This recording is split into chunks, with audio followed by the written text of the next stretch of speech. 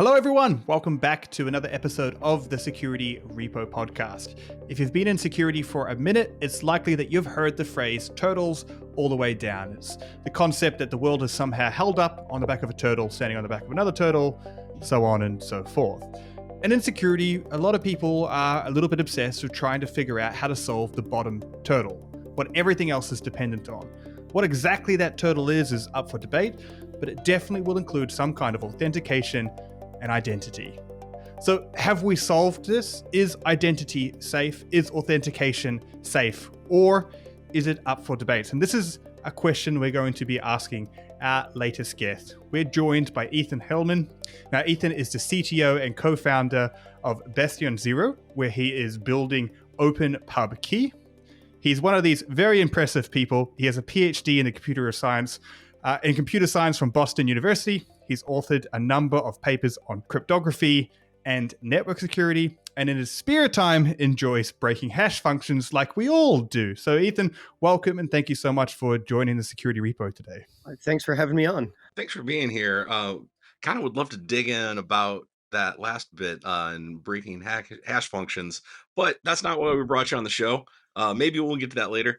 But we're really interested in this thing you're dealing with, the problem set you're working on with Open PubKey, and we'll get to like what that is. But before we get into the tech and like a little overview of that, why is authentication so dang hard? Like it seems like we've been working on authentication for as long as I can remember, and it's still something we're struggling with. I mean, I think authentication is a problem that even before computers, humanity struggled with.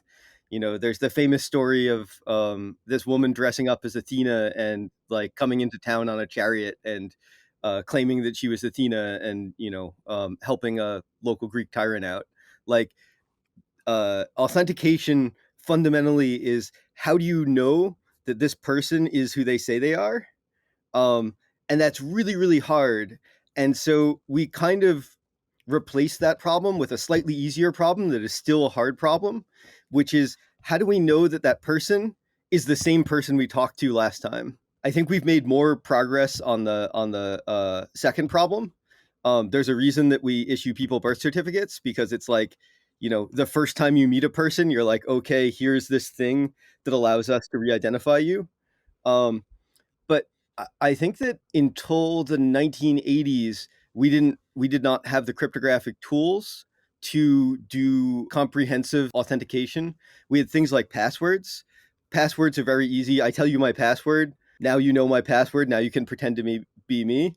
I show you my birth certificate. Now you've seen it. You make a copy and so on. And it wasn't until we had the notion of public-private keys where I show you my public key and sign a random challenge that we actually had like the math and the cryptography to do authentication without these huge problems.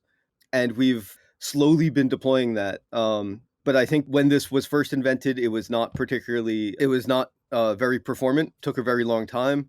Then we had the issues with RSA and a lot of these schemes being patented.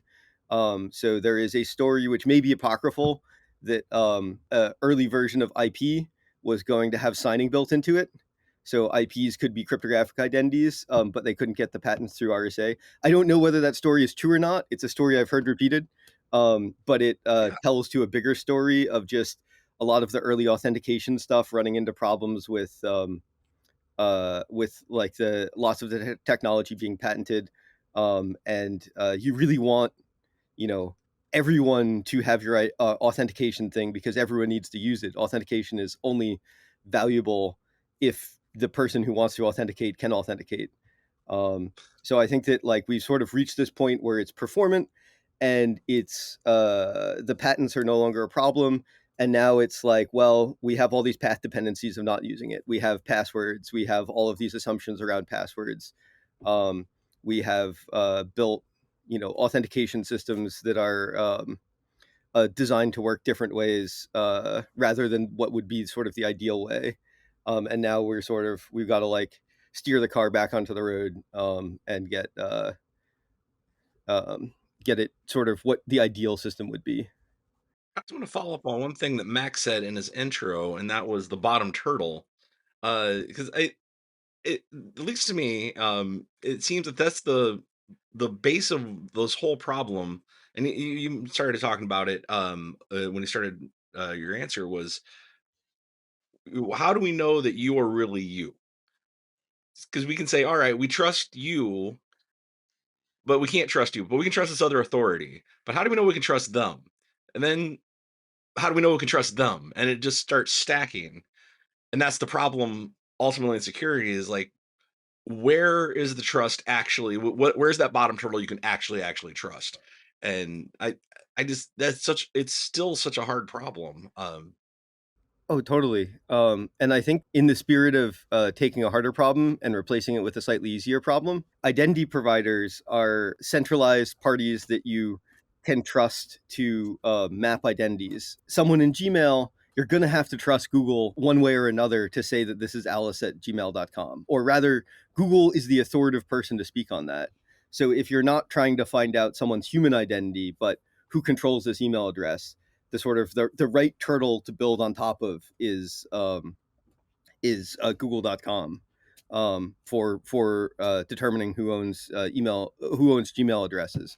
But I'd argue that you don't want to be fully dependent on gmail.com for that. So you would also add the technique of, is this the person I talked to before? And once alice@gmail.com, once Google has told you that this is alice@gmail.com, then you're like, okay, Alice, give me another authentication factor that's not connected to Google. And then you can re-identify that person when they show up again. But I think for human meaningful identities, similar to birth certificates, you probably need an authoritative party that functions as that bottom world turtle that the other turtles build on top of. There's a trilemma, which is not 100% accurate, and people get a little bit pedantic about it. But I always like it, called Zuku's triangle. So it's one of these things of, you have three things, choose two, and the three things are secure, decentralized, which means there's no like authoritative party that you have to trust, and human meaningful, and it's for identities. So like Bitcoin, you have public keys, so it's secure and decentralized, but who knows whose public key is that? It's not a human meaningful identifiable. Human names, they're decentralized and human meaningful, but they're not secure. And then something like OpenID Connect is secure and human meaningful, but it's not decentralized. Going back a little bit, you said something before you're going through the ways that we kind of authenticate, and then steering the car back onto the road of the ideal authentication method. So factoring in this kind of dilemma that you've just put up here, or trilemma, like what is the ideal way of authentication, and what is the way that we're currently authenticating? Why isn't that ideal? So I think that's very much my opinionated take on the ideal. Everyone's ideal is usually pretty biased. My ideal is the secrets that people hold are asymmetric. That is, they're like public private keys. So you don't reveal your authentication secret when you authenticate. They allow you to do signing, so you can authenticate messages as well as identities, because proving that you are this person on the internet isn't very helpful if you don't protect the integrity of your communications. Um, and that it's human meaningful. If you just give everyone random identifiers, that's nice in some spaces, but in a lot of spaces, it's it's uh, it's very easy to impersonate someone else. If you just imagined everyone at random things, you wouldn't recognize someone's public key or random identifier, and so someone else could impersonate and do phishing. So I'd say the ideal is you kind of want to do all three of those. I think the reason that it's not is largely because of the path that we took to authentication on the web. If you go back to early web history, one of the ways that authentication was supposed to work is actually fairly similar to what I'm talking about. Everyone was going to get these client certificates that were basically public keys, and you would get them generated from, say, a certificate authority. And so you'd prove your identity to the certificate authority. They'd give you an X509 certificate, which you'd install in your browser. And then your browser would do mutual TLS to websites. And you'd have, very strong cryptographic identity tied to a key pair like, built into your computer. A really wonderful idea. I think that what everyone didn't realize at the time, or maybe some people did, I can't speak for people, but what ended up happening was key management is a pain. Getting someone who isn't particularly technical to generate to get a key pair from a CA and then install that in the browser, and then they like lose their computer or they like delete it somehow, and now they've lost their entire identity, was just extremely painful. People are not good at managing. Like if Bitcoin has taught you anything, right? Like giving people key pairs, like people will know like this is my life savings and they'll still manage to lose it. It's an extremely powerful tool, but it's also extremely brittle. And so I think that what happened was the plan to use client certificates failed due to user experience key management issues, and the backup plan was passwords. And so we've slowly, like, we sort of got like stuck on that, and then we're now finally like coming back around to addressing it, especially with things like I believe Chrome is now removing client certificates from Chromium. So we're finally seeing the death of them in for users. If you ever used MIT used to do everything with client certs. They were one of the only organizations to do it because they were like ahead of the curve. So they got the authentication tech that everyone is supposed to be using, and then no one used it. And so they were one of the only places I've had to use client certs for like a regular user flow. We brought you on the show to talk about all this background, but for listeners out there who are skipping around looking for, hey, when are they going to talk about Open PubKey? Well, let's just dive into that. So Open PubKey, just give us the quick high 10,000-foot view, and how is this solving this better? So the very high level view of Open PubKey is that it allows you to generate a key pair, public key, private key, and bind that public key to your online identity.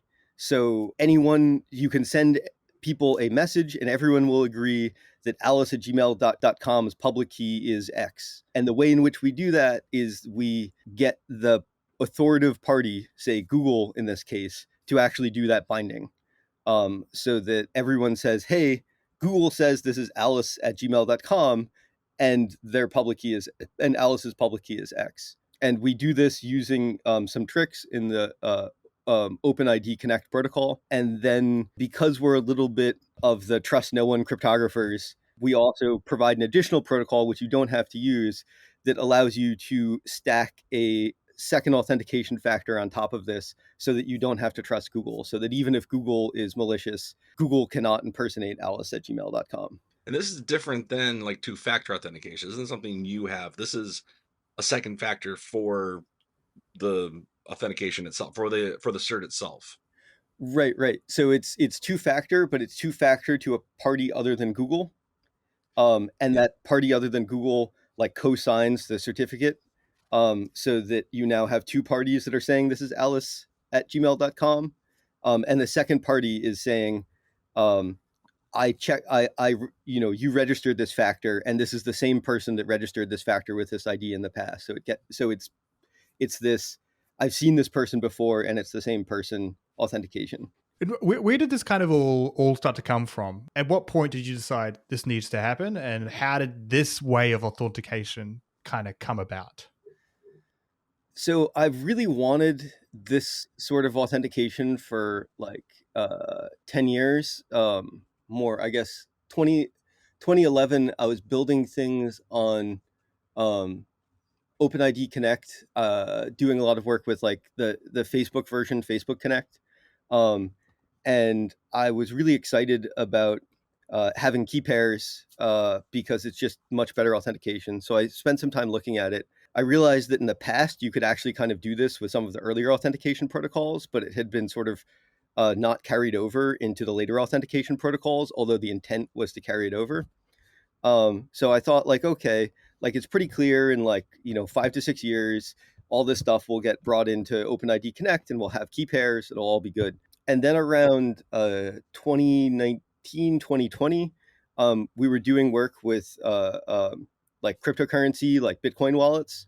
And we wanted a way to authenticate payments using key pairs that was linked to OpenID Connect identities as like an additional factor because of the key management problem with Bitcoin, where like you lose your key pair and it's lost forever. And so I learned a whole bunch more about OpenID Connect. I was kind of disappointed to see that they hadn't put this in yet. And so I thought about it, and I figured I couldn't figure out a way to do it. And then a little bit more time passed, and I was looking at access into servers with BastionZero, and how do you like SSH into computers? And SSH keys, very similar to Bitcoin keys in the sense that like you lose them, you lose access. They have the same key management headaches. So I said, so I started looking into this, and all my thinking about OpenID Connect, I was like, wait a second, I can put a pub key in the nonce, and the nonce has to be reflected back. I basically like figured out a way to do this. I was a little bit disappointed that like it hadn't actually already been done. Like the standards hadn't adopted this. Uh, but like it's just such a useful tool and something that I wanted for so long that I just ended up figuring out a way that we could like build it ourselves. Right on. You mentioned it was an optional second step here.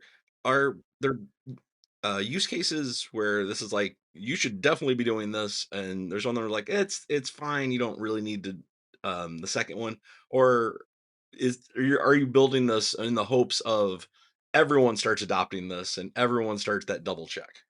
Um, So personally, I think I would prefer everyone to do the double check, but I recognize that many people are comfortable trusting Google, and there are many instances in which the Google UX is like just going to be ideal for people. Or Google, it could be Azure, it could be any of these. I like to use Google as the example, but yeah. So I think that there are some application like very high security applications where you really wouldn't want Google just as a single point of compromise, because it's or Azure is a single point of compromise, or any of Okta especially is a single point of compromise since they get compromised fairly frequently. Um, so I think that like it really Unfortunately, yeah. depends on the level of security desired. Um, if it's like your whole organization, this is an account that your whole organization's security depends on, you should definitely use the second factor. Um, if it's like, oh, I just want to play like some web game, and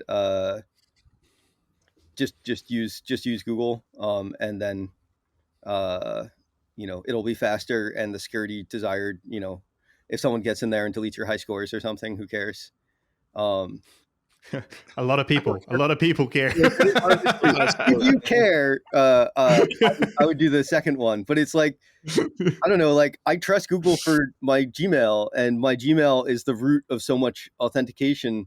It's like, well, I'm already pretty invested in trusting Google. What's kind of the next steps? What's on the horizons for OpenPub as a project? Is it implement ready right now? There are more things that need to be done, and what's the kind of grander kind of adoption cycle look like? What would be the ideal kind of future for this technology?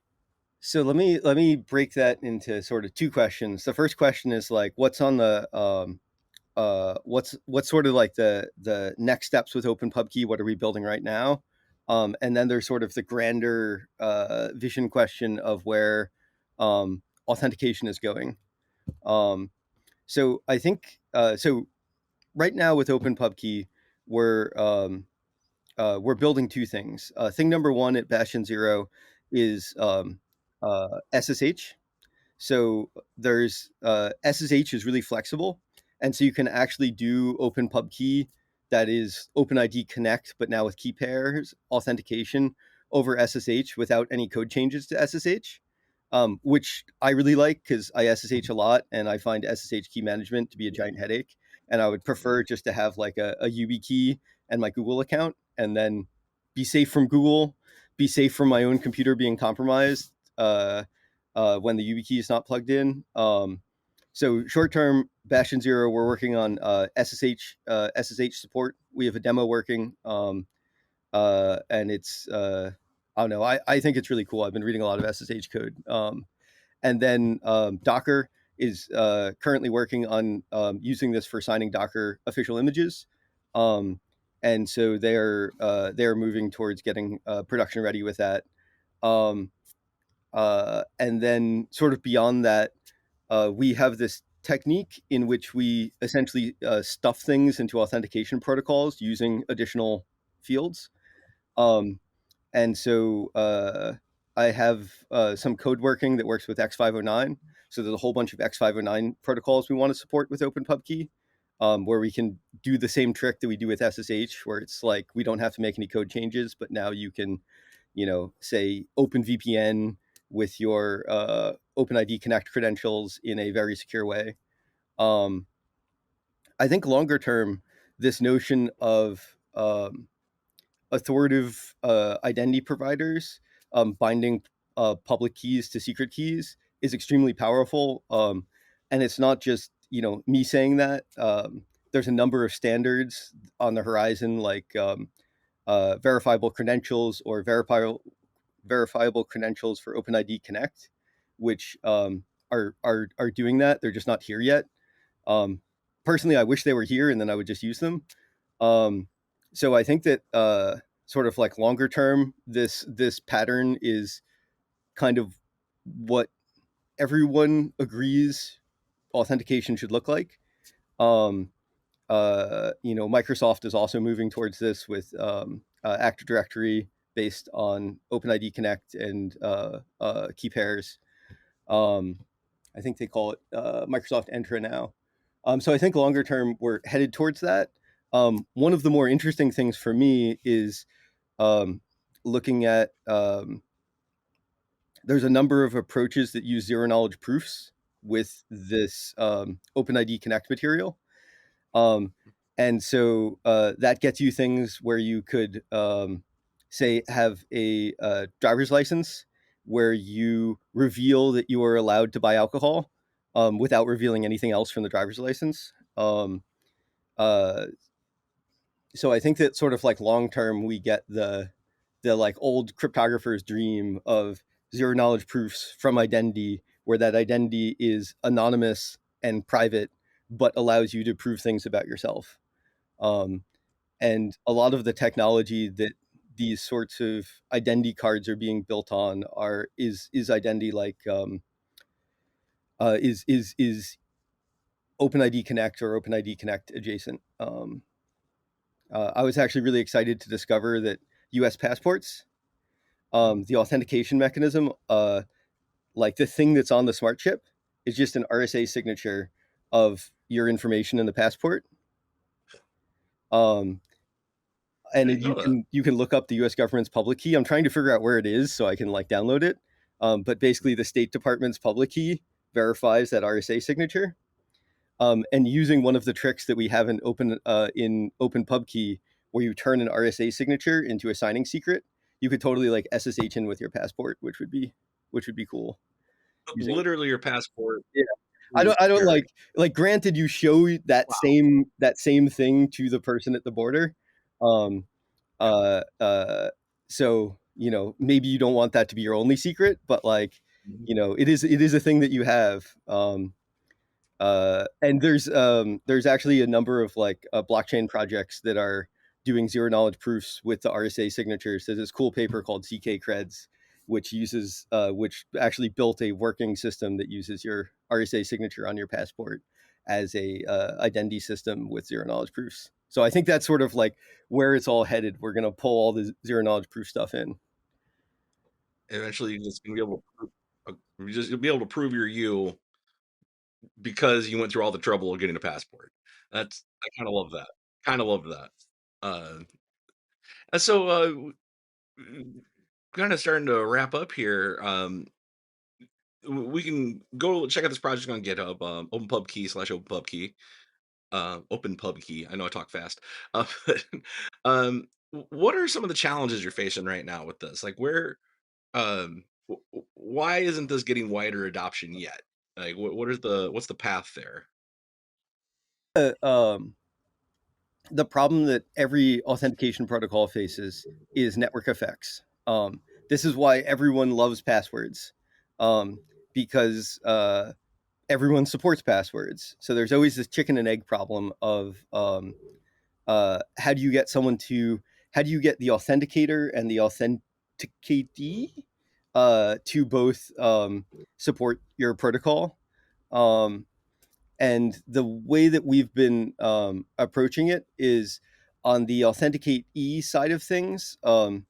We just make it work very similar to OpenID Connect. So they don't from the user's perspective, they don't see anything different. It's just OpenID Connect, but we're slipping a pub key in there. Um, uh, the authenticator side is trickier. So we've been choosing things like SSH, where it's like, okay, well, if you install our verifier with SSH can call out to on your server, it'll work.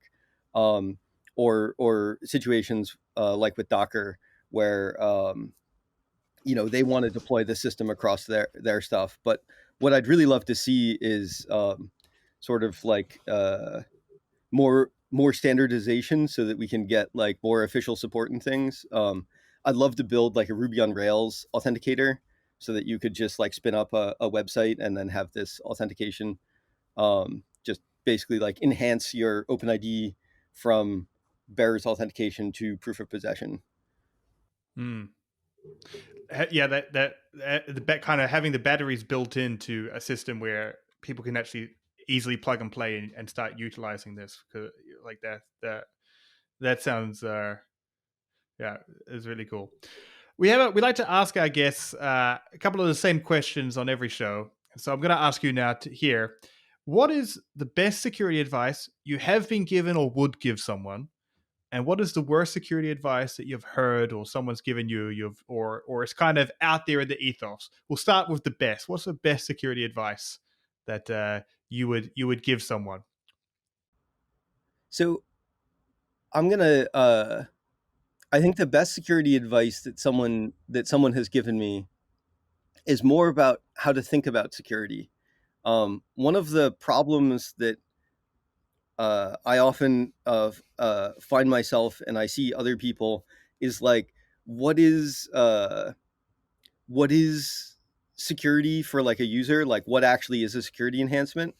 For example, if you prevent a user from doing something, have you helped the user? Is like DRM good for users, or like is something like SGX that prevents them from like leaking their own key good for users? Um, and what someone explained to me a really long time ago, which I always really liked, is the notion of like user agency. Like, the user has an intent and a goal they're attempting to achieve.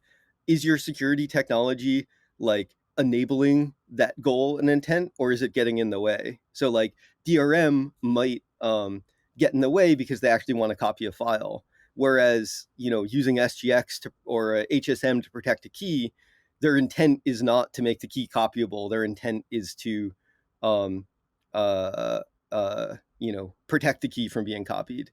So determining who your user is and then building tools that like maximize their agency and like understand their intent, I think is sort of the goal of security. Um, I feel like that's a little bit of a controversial statement, but that's someone told me this and it sort of blew my mind, and I was like, oh, that's and so I always just when I'm thinking about this stuff, I always have it in my head. So I would say that that's the best security advice. Yeah, that's nice. I always love those types of answers, but like because it comes from perspectives that people don't often get exposed to. But let's switch it up a little bit. What's the worst? What's the worst advice that you hear, you go around, or that you've come across? I think the worst advice is this notion that when security systems fail, it's because users are stupid.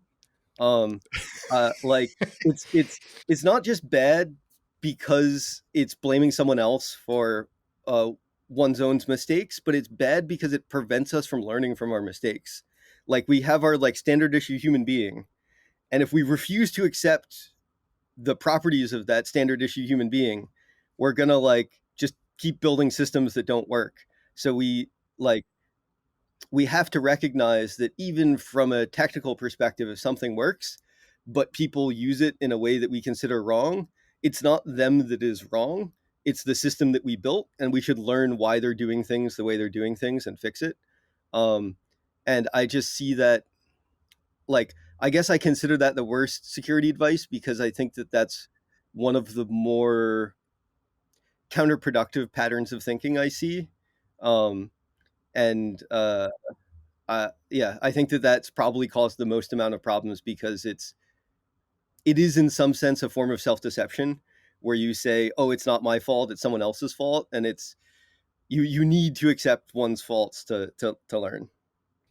I really appreciate that. Like just blaming the user gets us nowhere. Yeah, You can fix the process, you can't fix people. 100% true. Yeah.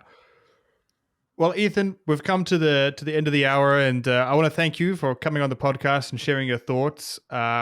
Just before we end up, if people want to follow OpenPub, we're going to have the GitHub link in the descriptions. But if people also wanted to follow you or find out more, what would you suggest? Where's the best places that they can kind of keep tabs of you and what's happening in developments in authentication and OpenPub? So I'm on Twitter, and I can provide the link to that. I'm also on Masterdon, which I post from time to time. Mastodon link's pretty hard to follow. So, but it is, if you find my Twitter, I have a link for my Twitter from that. It will be in I'll put it in the show notes as well. So if you're listening or watching, wherever you are, you can just click down there for the Mastodon link. And I also have a blog at ethanheilman.com. I think for people interested in what's going on at Open PubKey, the GitHub repo is one of the best places to follow it. Feel free to open issues. We also have a Slack channel on the OpenSSF server, which people can find a link to from the OpenSSF. But actually, if people want to get in contact with me, I always try to answer emails that are not like spam from recruiters. So send me an email at ethan@bastionzero.com, or or Twitter DMs. I'm pretty easy to get in touch with. I wonder how much of our audience is recruiters out there. Everyone's welcome to listen to our podcast. Everyone.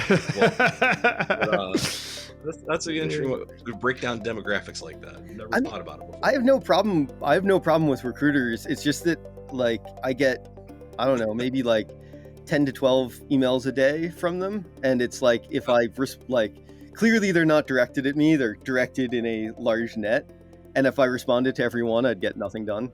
So I generally don't respond. That's a problem set in itself. Yeah. Let me play the world's smallest violin for you, Ethan, for all the people that want to give you a job. No, I'm kidding. Well, thanks again. And I just want to say, Dwayne, any final words before we click the big red button?